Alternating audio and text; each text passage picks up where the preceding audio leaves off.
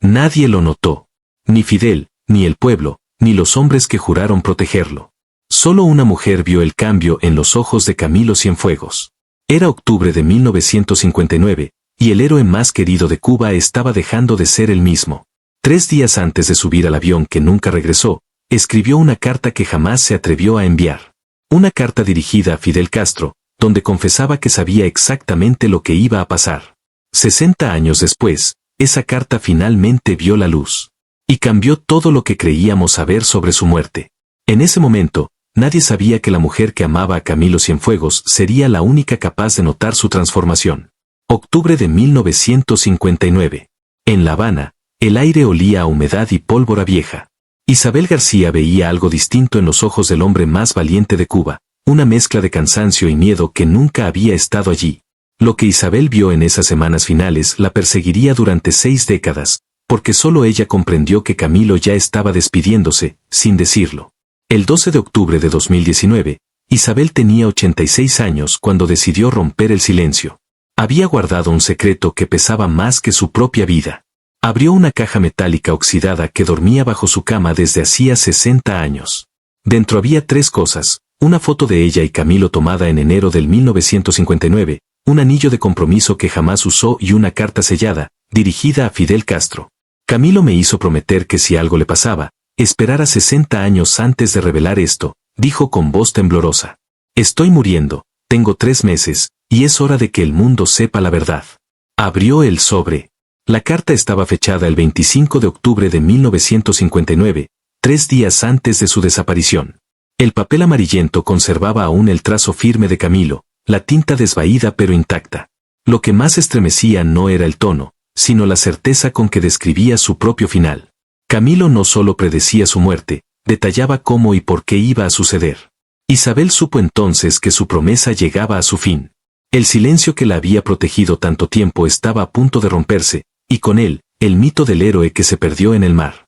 Pero para entender la carta, primero hay que recordar cómo empezó todo. Isabel tenía 26 años cuando conoció a Camilo Cienfuegos, en enero de 1959. Era maestra de primaria en La Habana, él, el héroe recién llegado de la Sierra Maestra. Lo vio por primera vez durante una celebración revolucionaria. Llevaba su sombrero de ala ancha, sonrisa abierta y una energía que hacía que todos lo siguieran sin dudar. Esa noche, entre música y gritos de victoria, se cruzaron las miradas. Camilo se acercó y le ofreció un café improvisado en un vaso de lata. Hablaron durante horas. Él le contó sobre la montaña, sobre los hombres que soñaban con una Cuba libre. Ella le habló de sus alumnos y de su escuela que necesitaba tizas, no balas. Cuando el amanecer tiñó el cielo, Camilo dijo sin pensarlo, me casaré contigo algún día. Isabel se rió.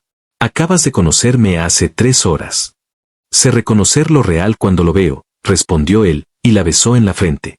En junio, cumplió su promesa con un anillo simple de plata. Cuando todo se calme, nos casaremos, ¿me esperarás? Te esperaré, dijo ella. No sabía que solo le quedaban 4 meses juntos. En septiembre, Isabel empezó a notar algo extraño. Camilo llegaba pálido, nervioso, mirando por la ventana cada pocos segundos. ¿Qué pasa?, preguntó ella. Estoy cansado, Isabel. De las reuniones, de las peleas internas. ¿Peleas entre quiénes?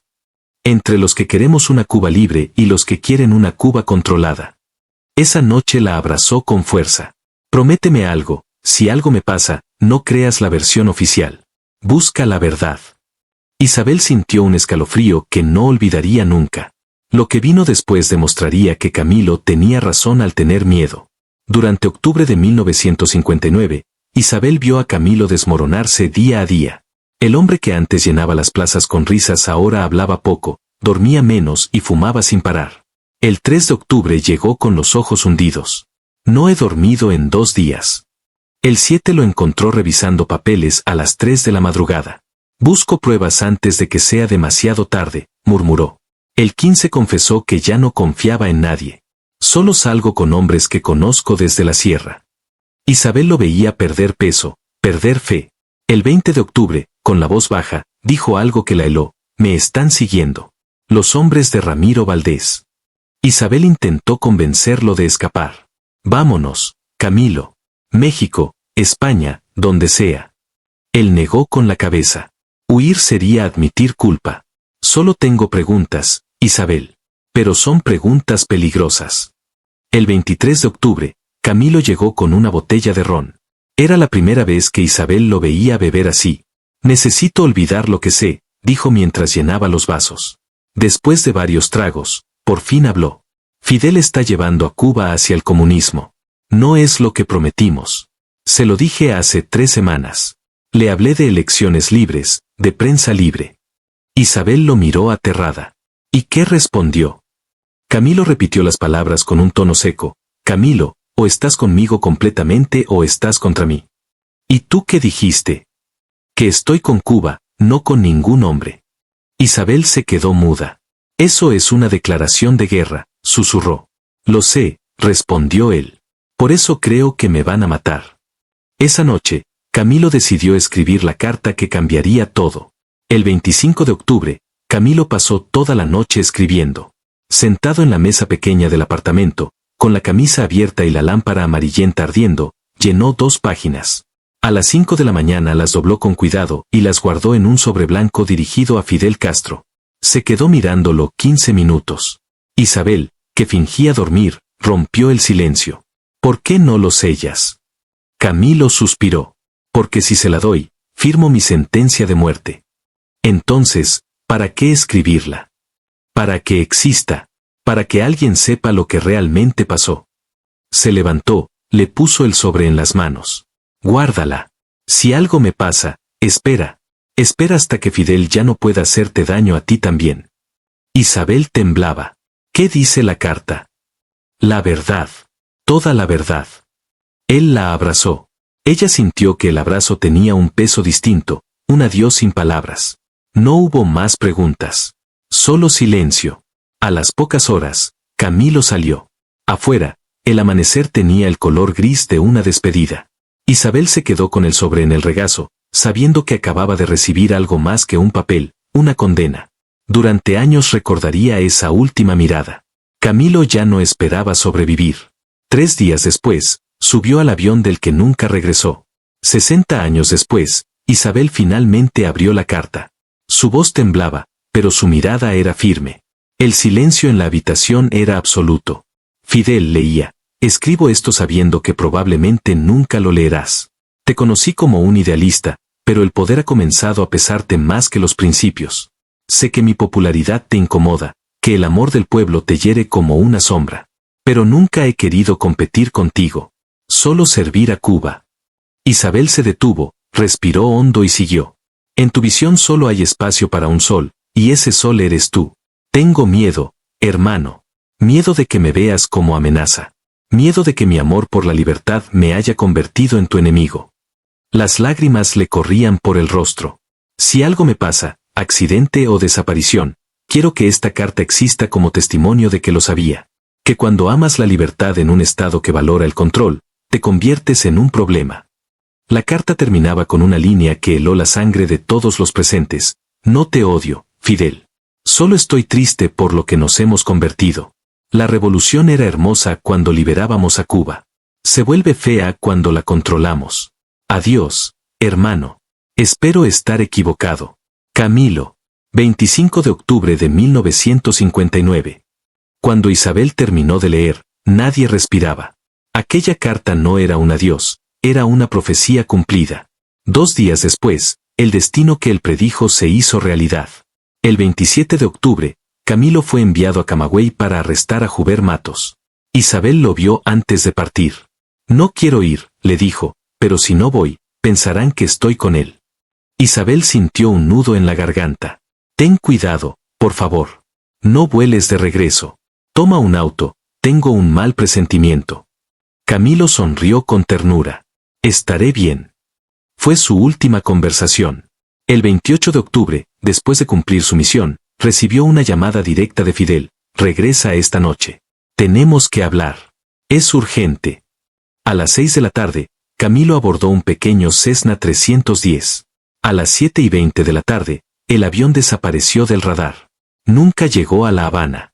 La noticia sacudió al país. Fidel apareció en televisión con lágrimas en los ojos. Encuentren a mi hermano. Se inició una búsqueda masiva. Aviones, barcos, pescadores, todos mirando hacia el estrecho de Florida. Pero Isabel notó algo imposible de ignorar: la ruta de Camilo hacia La Habana no pasaba por ahí. ¿Por qué buscaban donde no debía estar? Fue a las oficinas de aviación. Son órdenes del comandante en jefe, le respondieron. Los pescadores decían haber visto una avioneta volando bajo hacia el oeste, no al norte. Nadie los escuchó. Mecánicos afirmaban que hombres desconocidos habían trabajado en ese Cessna la noche anterior. También fueron ignorados. Lo que Isabel descubriría después cambiaría la historia para siempre. Durante días, Isabel apenas pudo hablar. Veía los noticieros, escuchaba las transmisiones de radio, todo parecía una representación perfectamente ensayada. El gobierno lloraba al héroe caído, pero ella no podía creerlo. Algo en la voz de Fidel le parecía hueco, como si supiera más de lo que decía. Encuentren a mi hermano, repetía, mientras las tropas buscaban en un mar equivocado. Isabel sabía que lo hacían mirar en la dirección contraria. Pasaron 2 semanas. El gobierno anunció oficialmente que Camilo había muerto en un trágico accidente aéreo. Sin cuerpo, sin restos, sin pruebas. Isabel sintió que el mundo se derrumbaba. Esa noche, se encerró en su habitación, tomó la carta y juró cumplir su promesa, callar hasta que fuera seguro. Mientras Cuba lloraba, ella guardó silencio. Guardó también su anillo, su foto y su juventud. Los años pasaron y con ellos, el ruido del mundo se fue apagando.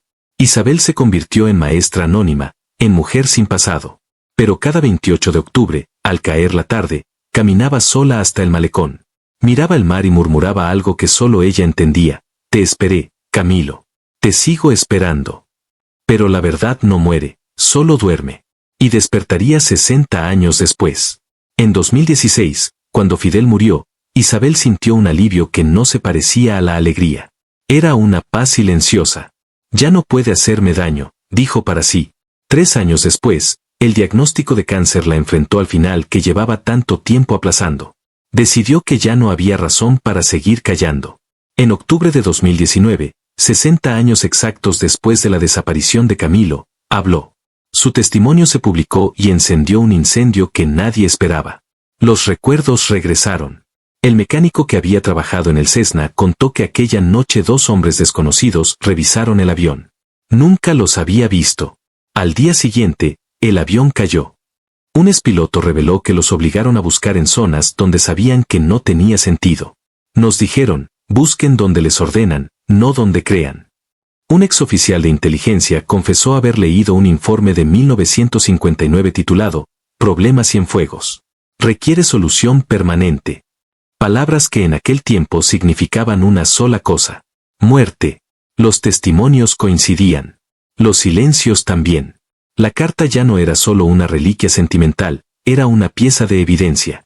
Pero aún faltaba la revelación más inesperada, la que llegó desde el propio entorno del Che. Cuando la carta se hizo pública, otros testigos comenzaron a hablar. Uno de ellos fue el hijo del Che Guevara. Dijo haber encontrado, entre los diarios de su padre, una entrada fechada el 29 de octubre de 1959. Camilo ha desaparecido. Fidel dice estar destruido. Pero vi su rostro cuando lo supo, no era sorpresa, era expectativa. Aquellas palabras se propagaron con la fuerza de una explosión. Por primera vez, lo impensable dejó de ser rumor y se volvió posible. Camilo no había muerto por accidente. Lo habían hecho desaparecer. Isabel no llegó a ver toda la tormenta mediática que su testimonio desató. Estaba débil, postrada, pero serena. Había cumplido su promesa. 60 años de silencio se habían transformado en una verdad liberada. Ahora el mundo sabe, dijo una tarde a la enfermera que la cuidaba. En su mesa de noche estaban los 3 objetos que definieron su vida: la foto, el anillo y la carta. Esa noche, por primera vez en décadas, durmió sin pesadillas. Afuera, el cielo de La Habana tenía el mismo color con que lo había visto en 1959, un gris dorado, como de amanecer contenido. Pero aún quedaban sus últimas palabras, escritas antes de morir, y cambiarían para siempre la forma en que recordamos a Camilo. El 15 de mayo de 2020, Isabel García murió a los 87 años. En su funeral, una amiga leyó una carta que ella dejó escrita: Camilo, mi amor, finalmente cumplí. Conté tu historia. Revelé tu carta. El mundo sabe que no moriste ingenuamente. Me reuniré contigo pronto. Espero que estés sonriendo con ese sombrero ridículo y me digas, hiciste bien, Isabel. Te esperé 60 años. Ahora puedo descansar. Los presentes lloraron en silencio. Afuera, el mar golpeaba el malecón con la misma cadencia que Camilo usaba al caminar. La historia de Isabel y Camilo no fue solo una tragedia política. Fue una historia sobre el precio de la verdad, sobre amar a alguien marcado para morir y sobre la fortaleza de una mujer que eligió el silencio no por cobardía, sino por amor. 60 años guardó un secreto que pudo cambiar la historia. Y cuando al fin habló, no buscó venganza. Solo justicia para el recuerdo. La carta sigue existiendo, el testimonio también, las inconsistencias permanecen. Pero el cuerpo de Camilo nunca apareció. Quizás, en algún punto del mar cubano, todavía flota su sombra, esperando ser encontrada. Y así termina la historia de un héroe que vio venir su destino y de una mujer que lo sostuvo en la memoria de un país entero. ¿Habrías guardado el secreto 60 años, o habrías hablado cuando aún era peligroso? La historia de Isabel y Camilo no pertenece solo a Cuba. Pertenece a todos los que han amado en silencio, a los que han visto cómo el poder borra los rostros y convierte las verdades en susurros. Isabel no cambió la historia, pero impidió que se olvidara. Su voz tardó 6 décadas en salir, pero cuando lo hizo, se volvió eterna. Porque la memoria es el único país que nunca se pierde.